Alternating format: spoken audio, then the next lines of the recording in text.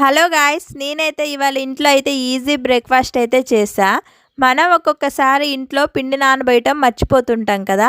అలాంటప్పుడు ఇలాంటి రెసిపీస్ అయితే ఈజీగా చేసేయచ్చు.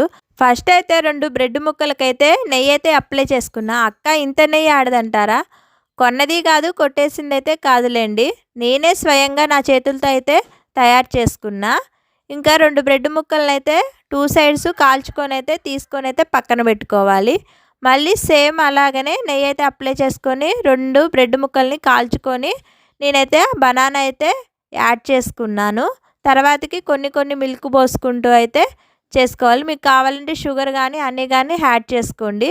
ఇంక ఇందాకలా చేసుకున్న బ్రెడ్ ముక్కలకైతే హర్షీ చాక్లెట్ క్రీమ్ అయితే అప్లై చేసుకున్నా. ఇలా అయినా తినొచ్చు, ఇలా కూడా తినొచ్చు. 2 వెరైటీస్ లాగా చేసాం మా పిల్లలకి. మీరైతే సబ్స్క్రైబ్ చేసుకోండి, చాలా బాగుంది.